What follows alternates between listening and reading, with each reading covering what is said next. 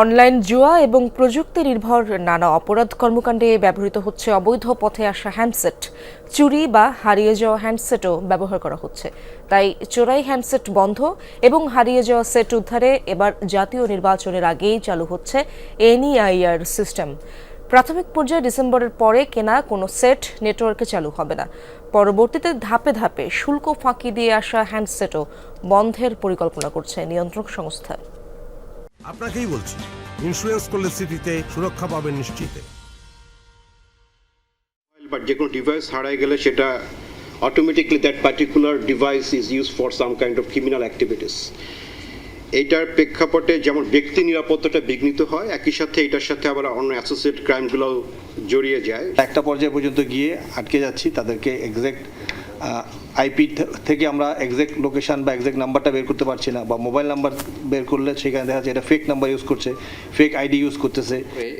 Online জুয়া এবং বিভিন্ন অপরাধ কর্মকাণ্ডে অবৈধ পথে আসা অনিবন্ধিত মোবাইল ফোন ব্যবহার হচ্ছে, এমন অভিযোগ করেন রাষ্ট্রের বিভিন্ন সংস্থার প্রতিনিধিরা। অতি সম্প্রতি বিটিআরসিতে আয়োজিত সভায় তারা বলেন, চোরাই পথে আসা হ্যান্ডসেটের অনুপ্রবেশ ঠেকাতে না পারলে প্রযুক্তি নির্ভর অপরাধ পুরোপুরি দমন সম্ভব নয়।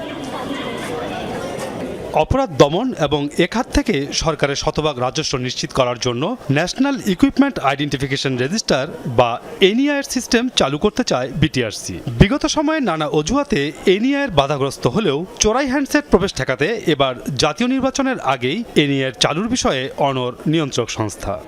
এটা একটা সিকিউরিটি হ্যাজার্ড। আমার আশা হচ্ছে আগামী এই বছরের ডিসেম্বর বা আগামী জানুয়ারির মধ্যে আমরা এটা মোটামুটি এটাকে ইফেক্টিভ করে ফেলতে পারবো। আমরা যখন এই নিয়ারটা চালু করব, এরপর থেকে অবৈধ কোনো সেট আর নেটওয়ার্কে এন্ট্রি করতে পারবে না। এনইআইআর মাধ্যমে প্রাথমিক পর্যায়ে চলতি বছরের ডিসেম্বর মাসের পরে শুল্ক ফাঁকি দিয়ে আসা কোনো হ্যান্ডসেট নেটওয়ার্কে সচল হবে না। তবে ডিসেম্বরের আগে কেনা এ ধরনের হ্যান্ডসেট পরবর্তীতে যাচাই বাছাই করে ধাপে ধাপে নেটওয়ার্কে অচল করার পরিকল্পনা করছে নিয়ন্ত্রক সংস্থা।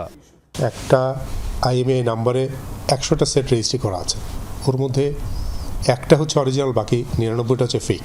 গ্রাহকরা কিনেছেন না জেনে। এদের যে একটা অসুবিধা হবে, আর্থিক ক্ষতি এবং অসুবিধা হবে, এইটাকে মিনিমাইজ করার জন্য আমাদেরকে স্টেপ বাই স্টেপ যেতে হবে আগের যে সেটগুলো ছিল সেগুলো ডিঅ্যাক্টিভেট করার জন্য। সো ওই জায়গাটা কিছুটা সময় লাগবে।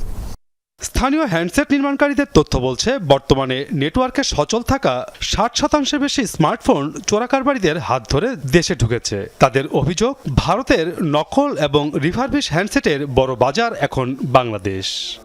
ইন্ডিয়ার রিফাবলিশ মার্কেটের one of the biggest market কিন্তু বাংলাদেশ মার্কেট হয়ে যাচ্ছে, এবং কাস্টমার জেনেই কিন্তু তারা এই ওল্ড এবং পুরনো হ্যান্ডসেটটা কিনছে। আমরা দেখেছি যে কোনো একটা দামি হ্যান্ডসেট 1 বছরের পুরনো অথবা 6-7 মাসের পুরনো হ্যান্ডসেট তারা 30-40% কম দামে বাংলাদেশের বাজারে পাচ্ছে, এবং কাস্টমার বুঝিয়ে এটা কিনছে, কারণ কাস্টমার একটু হাই এন্ডের সেট ইউজ করতে চাচ্ছে এবং সে দেখছে যে একটা হাই এন্ডের সেট সে নতুন হ্যান্ডসেটের থেকে 50% কস্টে পাচ্ছে।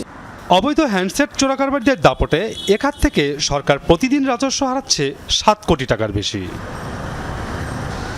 মাসুদুজ্জামান রবিন, যমুনা নিউজ, ঢাকা।